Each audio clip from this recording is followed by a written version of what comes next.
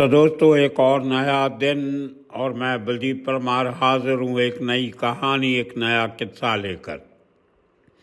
आज आपको बताएंगे कि भारत और अमेरिका के बीच चल रही कूटनीतिक सरगर्मियाँ इतनी गर्म क्यों हो रही हैं। अमेरिका के जस्टिस डिपार्टमेंट और FBI ने एक भारतीय मूल के निवासी विकास यादव, जिसका नाम उनके मुताबिक विक्रम यादव भी हो सकता है, उसके बारे में कहा गया कि वो भारत की खुफिया एजेंसी RAW और रॉ का एजेंट है। उसने अमेरिका में रहते हुए एक खालिस्तानी समर्थक गुरपतवंत सिंह पन्नू को मारने की साजिश रची। ये अमेरिका की FBI का और जस्टिस डिपार्टमेंट का कहना है। कुछ दिन पहले इसको लेकर वहाँ पर एक केस रजिस्टर भी हुआ और उसमें चार्जेस फ्रेम भी हो गए। एक निखिल गुप्ता नाम के दिल्ली के व्यापारी को अरेस्ट किया गया था कुछ महीने पहले चेकोस्लोवाकिया में, और वहाँ की राजधानी प्राग में उसको काफ़ी दिन रखा गया। वहाँ की हाई कोर्ट तक अपील चली, लेकिन उसकी सुनवाई नहीं हुई और अल्टीमेटली उसको अमेरिका के हवाले कर दिया गया। आज के दिन वो अमेरिका की जेल में है और भारतीय मूल के निवासी जो आजकल अमेरिका के सिटीज़न हैं गुरपतवंत सिंह पन्नू, खालिस्तानी समर्थक, उसको मारने की साजिश में उसको जेल में डाला हुआ। ये पन्नू जो है ये सिख फॉर जस्टिस नाम की संस्था चलाता है, जिसको भारत सरकार ने बैन किया हुआ। सिख समुदाय में भी उसको कोई पूछता नहीं। वो एक वन मैन आर्मी जैसा काम करता है, फतूरी आदमी है, दाढ़ी भी काटता है, पगड़ी बांधता नहीं है, कुछ नहीं, लेकिन अपने आप को सिख कहता। उसका कुछ एजेंडा और हो सकता है, लेकिन एक एजेंडा तो पक्का है कि वो भारत विरोधी है, इसमें कोई दो राय नहीं है। उसके अपने कारण होंगे, लेकिन जिस खालिस्तान का नारा वो लगा रहा है वो भी उसका एक पब्लिसिटी स्टंट है।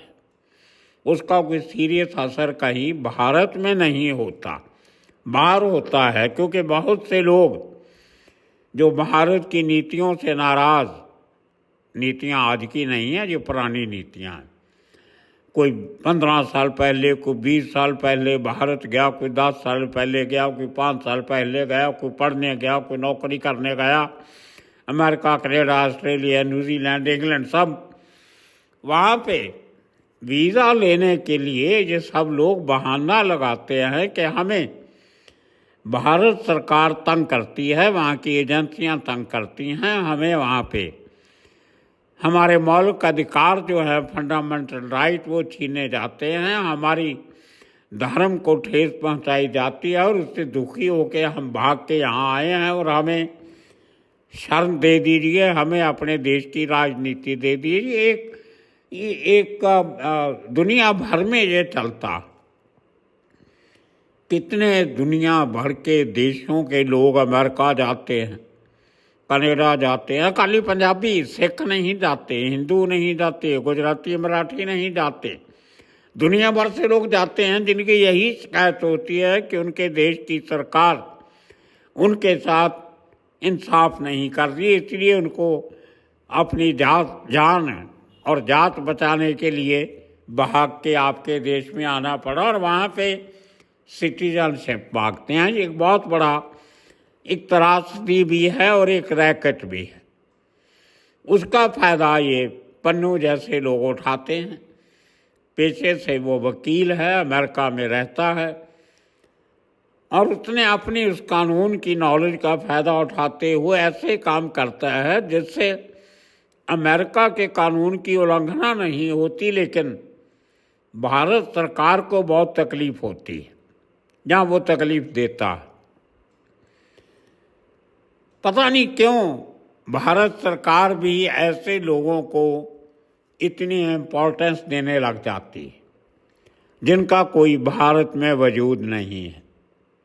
उनको कोई नहीं पूछता, लेकिन हमारी सरकार ढंढोरा पीटती है कि ये देश के दुश्मन है, और इसी बात का फायदा वो लोग विदेशों में उठाते हैं। उनको एक बहाना मिल जाता है कि देखिए भारत सरकार हमारे लिए क्या कह रही।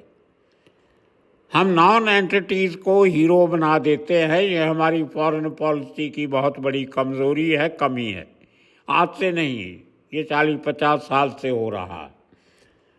खैर, तो पन्नू को मारने की साजिश का खुलासा अमेरिका की FBI करती है जब पिछले साल अक्टूबर में उनको एक निखिल गुप्ता नाम के शख्स की टेलीफोन कन्वर्सेशन और उसकी कुछ डील जो अमेरिका में कर रहा होता है वो उनके हाथ लग जाती। लेकिन इस निखिल गुप्ता नाम जो दिल्ली का बेसिकली रहने वाला है, उसको ये अंदाज़ा नहीं था कि जिन लोगों से वो पन्नू को मारने की साजिश रच रहा है वो लोग असल में अमेरिका के ही एक सरकारी खुफिया agency DEA, drug enforcement agency, उसके कर्मचारियों से बात कर रहा है। अंडर कवर ऑपरेशन चल रहा था और वो अमेरिका के अधिकारियों को कहता है कि पन्नू को मारना है, आपको इतना पैसा मिलेगा। उसमें $1,00,000 की डील होती है और उसमें से $15,000 अमेरिकन डॉलर US उस अधिकारी को दे भी दिए जाते हैं और उसको सब पन्नू का आता पता बता दिया जाता है, उसका रूटीन, उसका घर, टेलीफोन नंबर, ईमेल एड्रेस, गाड़ी का ये वो सब। और उसके बाद जब American FBI, federal bureau of investigation, जांच करता है तो वो पहुंच जाते हैं एक विक्रम यादव नाम के आदमी के पास। कागज़ों में पता चलता है कि ये शख्स तो इंडिया की जो विदेशी खुफिया एजेंसी है, raw research and analysis wing, उसके लिए काम करता है।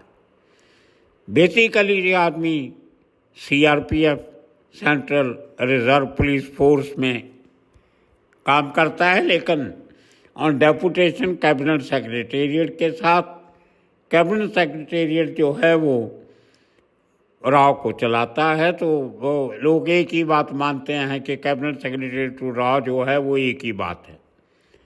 तो इस किस्म की जानकारी अमेरिका ने अपने सोर्सेस से हासिल की और पूरा सबूत जो उनके पास थे वो इकट्ठे करके वहाँ की कोर्ट में एक केस दायर कर दिया। ये पिछले साल अक्टूबर की बात है। अब जब भारत को इस बात की भनक लगी तो खतरे की घंटियां बजने लगी। दुनिया का कोई भी देश हो, कोई भी सरकार हो, कभी भी अपने एजेंट्स को, अपने जासूसों को दूसरे देश के हवाले नहीं करती। हर हाल में उनको बचाया जाता है, क्योंकि जो भी काम ये जासूस करते हैं वो अपने लिए नहीं करते, वो देश के लिए करते हैं। तो देश की सरकार की जिम्मेदारी होती है उनकी हिफाजत करना, उनको बचाना, खतरे से दूर रखना। तो इसमें कोई दो राय नहीं है। भारत सरकार का फर्ज बनता था इस कथित विकास यादव या विक्रम यादव, इसको बचाने का फर्ज बनता था सरकार का। उन्होंने अपना फर्ज निभाया, इसमें कोई दो राय नहीं। हर कंट्री ऐसे करता। लेकिन अमेरिका दुनिया की सबसे बड़ी सुपर पावर, उन्होंने कहा नहीं, आपको तो ये आदमी हमारे हवाले करना पड़ेगा। इसने हमारे देश के एक सिटीजन को, नागरिक को मारने की साजिश रची और यहाँ की जस्टिस डिपार्टमेंट ने इसके खिलाफ केस दायर किया है और हमारे कानून के मुताबिक इसकी हमें कस्टडी चाहिए। ये बात मांग आने वाले दिनों में अमेरिका करेगा। अभी तो कोर्ट में केस किया है इस विकास यादव के खिलाफ, निखिल गुप्ता के खिलाफ।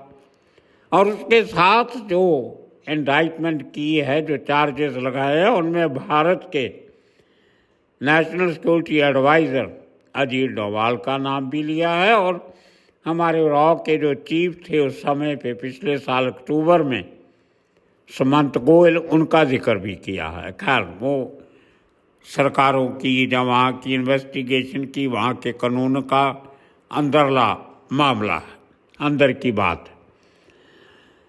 और अब जब पिछले अक्टूबर में भारत को इस बात की भनक लगी तो फैसला किया गया कि अपने एजेंट को अमेरिका के हवाले नहीं करेंगे, इसको बचाना चाहिए, जो होना भी चाहिए था। उसके लिए नवंबर में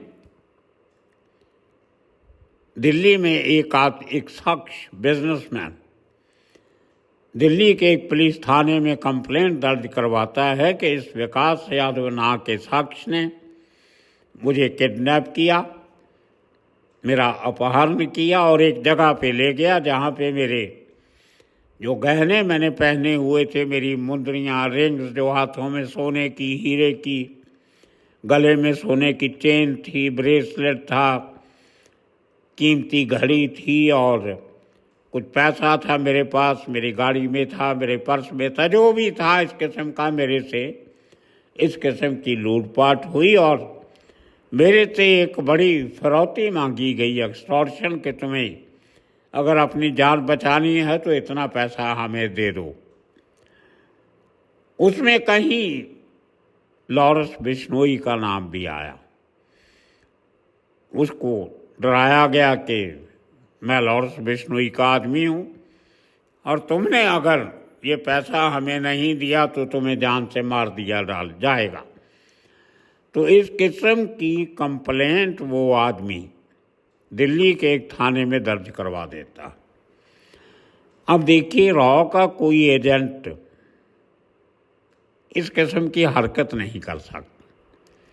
लेकिन ये टपोरी बातें हैं आदमी की, रिंग उतार लेना, उसका चेन उतार लेना, जाए ये करना, ये कोई किसी एजेंसी के एजेंटों का काम नहीं होता। खैर, ये अक्टूबर में अमेरिका में विकास यादव का नाम आता है और नवंबर में दिल्ली के थाने में शिकायत होती और दिसंबर में शुरुआत में विकास यादव को अरेस्ट किया जाता, जो कथित तौर पे RAW का एजेंट है, अमेरिका की FBI और जस्टिस डिपार्टमेंट के कहने के मुताबिक।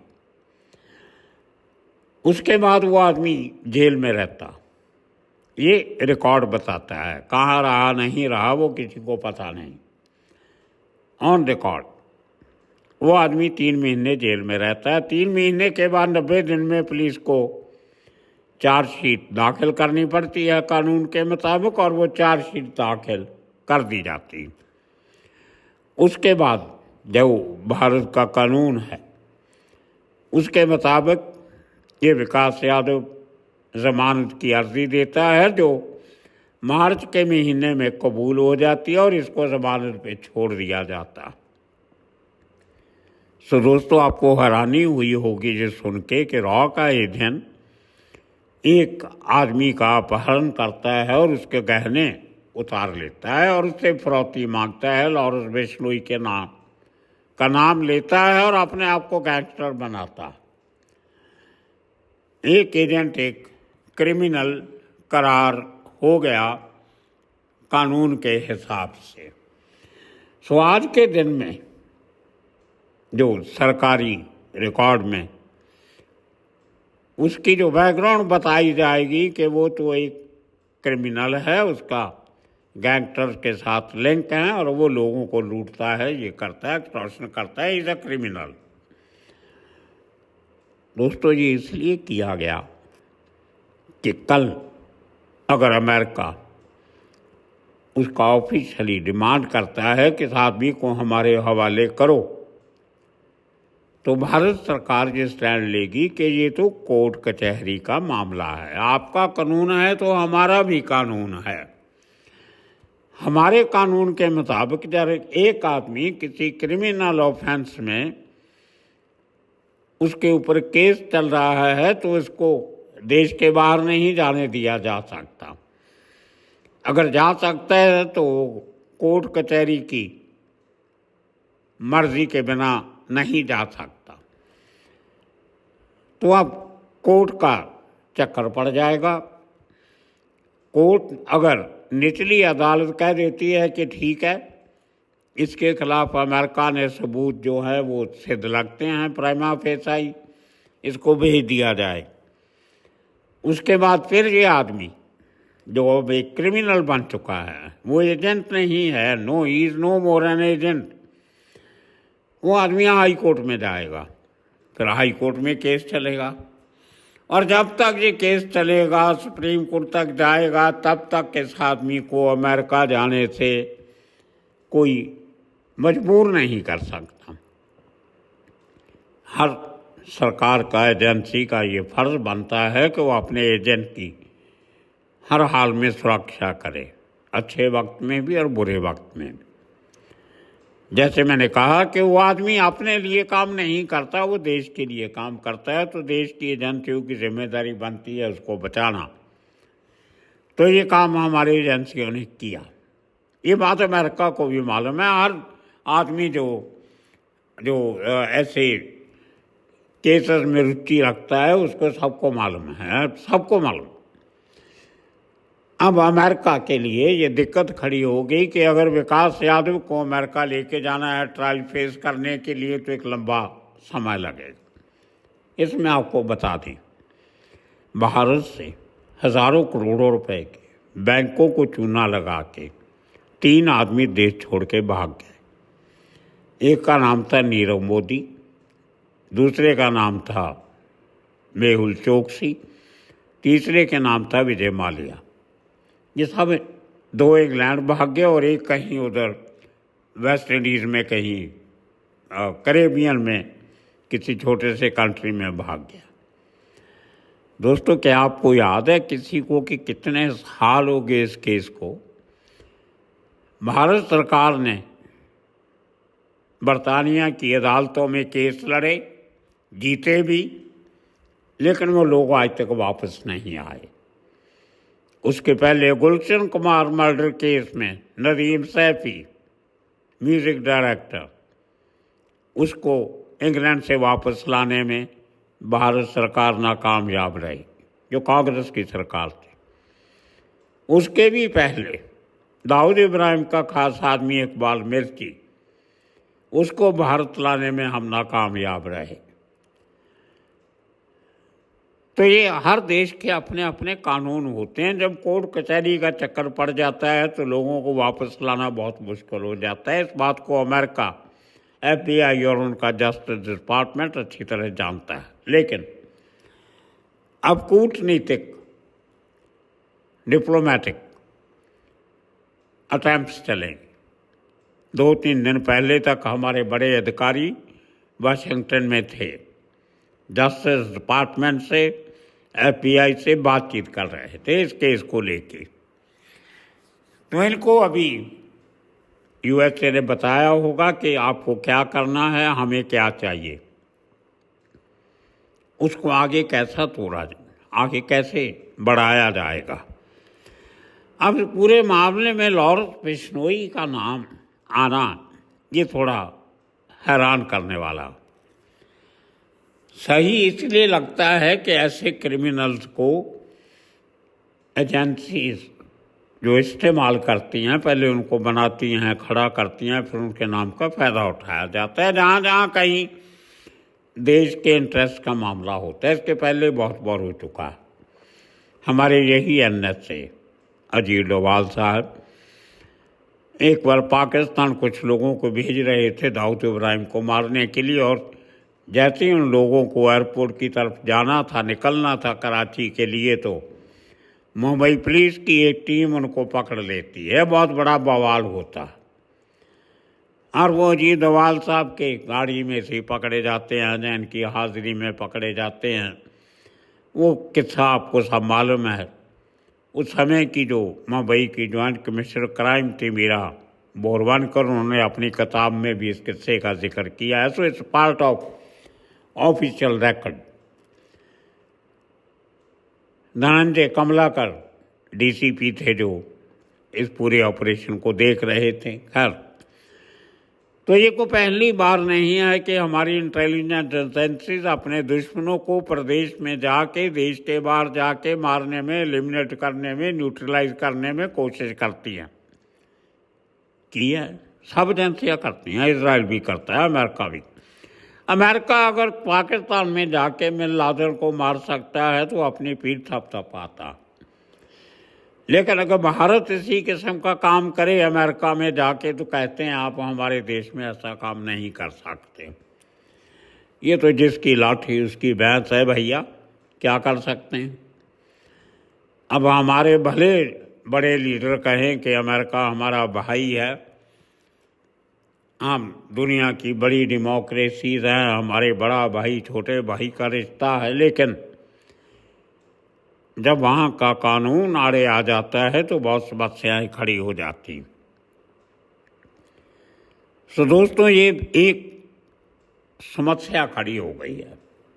कहीं ना कहीं हमारी कूटनीतिक प्रणाली जो है, डिप्लोमेटिक चैनल जो हैं वो फेल हुई हैं बुरी तरह। अगर हमारा विदेश मंत्रालय और हमारी मिनिस्ट्री ऑफ एक्सटर्नल अफेयर्स इस मामले को अच्छे तरीके से डील करती तो बात इस मुकाम तक नहीं आती। बड़े तरीके से सब कुछ हैंडल किया जा सकता था, लेकिन हम अपने आप को दुनिया की एक तीसरी चौथी बड़ी ताकत समझने लग गए थे। एक गलतफहमी का शिकार हो गए थे। 140 करोड़ की पॉपुलेशन होने का मतलब ये नहीं होता कि हम देश के सबसे बड़े मुल्क हो गए। पॉपुलेशन में बड़े हैं, लेकिन दूसरे बहुत से कारणों से अभी तक बहुत छोटे हैं। ये गलतफहमी का शिकार हमारी फॉरेन पॉलिसी हो गई। हमने हमारे सब पड़ोसी मुल्कों से रिश्ते खराब कर दिए। आज के दिन में ना तो हमारी नेपाल से बनती है, न बांग्लादेश से बनती है, न श्रीलंका से बनती है, न पाकिस्तान से बनती, न मालदीव से बनती। तो कहीं ना कहीं ये रीथिंक हमारी फॉरेन पॉलिसी में होना चाहिए। गलतियां होती हैं, हर इंसान से होती हैं, हर सरकार से होती हैं। पॉलिसीज की भी गलती बनती है जिनको ठीक करने की ज़रूरत पड़ती है, वो कर लेनी चाहिए। आगे सरकार की मर्जी, लेकिन ये मुद्दा गंभीर हो गया। अब एक इतने अच्छे हमारे एजेंट को, जिसको देश ने एक जिम्मेदारी दी थी कुछ काम करने की, वो मिशन फ्लॉप हो गया। इसकी जिम्मेदारी किसी न किसी को लेनी चाहिए। जिन लोगों ने इस ऑपरेशन को हैंडल किया था उनके ऊपर एक्शन होना चाहिए, लेकिन मुझे लगता नहीं कोई ऐसा एक्शन लेगा। और इसलिए सरकारें शायद पुराने ज़माने में भी और बाद में भी अपने ऑफिसर की जगह पे अंडरवर्ल्ड का सहारा लेती हैं कि इन क्रिमिनल से काम करवा लो, पकड़े जाएंगे तो मरेंगे, हमारा और हमारी सरकार का और हमारे एजेंट्स का नाम खराब नहीं होगा। ये पॉलिसी जो अजीत डोभाल की थी, क्रिमिनल्स को सरकारी कामों में इस्तेमाल करने की, वो शायद अभी आज के दिन में कारगर साबित नहीं हो रही। इस पे रीथिंक होना चाहिए। आज के दिन में जो लॉरेंस बिश्नोई का इस्तेमाल हो रहा है, उसका एक और किस्सा भी है आपको। कनाडा में जो कनाडा सरकार ने उसके ऊपर एलिगेशन लगाई कि भारत सरकार लॉरेंस बिश्नोई के गैंगस्टर्स को यूज़ कर रही है कनाडा में लोगों के कत्ल करवाने का। और वहाँ भी मसला एक खालिस्तानी समर्थक का है, हरदीप सिंह निज्जर, जिसको पिछले साल जून में एक गुरुद्वारा के पार्किंग लॉट में मार दिया गया, और मारने वाले लॉरेंस बिश्नोई के गैंग के मेंबर निकले। सो दो खालिस्तानियों के इशू पे एक को मार दिया गया और एक को मारने की कोशिश हो रही थी। उनकी वजह से भारत की एक तरीके से दुश्मनी दो देशों से हो जाती, एक अमेरिका और एक कनाडा। इसकी मैं कहता हूं कि ये हमारी विदेश नीति की कमजोरी है। जिन बातों को डिप्लोमेटिक लेवल पे हैंडल किया जा सकता था वो नहीं किया गया, और आज नौबत यहाँ तक आ गई कि कनाडा ने हमारे 6 राजदूत निकाल दिए और हमें उनके 6 राजदूत निकालने पड़े। जहाँ हमने पहले निकाले उन्होंने बाद में निकाले, ये चर्चा का विषय। लेकिन 2 बड़े देशों से अनबन तो हो गई। क्या ये एक भारत जैसे इतने बड़े महान देश के लिए अच्छी बात है कि 2 इंडिविजुअल्स को लेके हम 2 बड़े देशों से दुश्मनी मोल ले लें?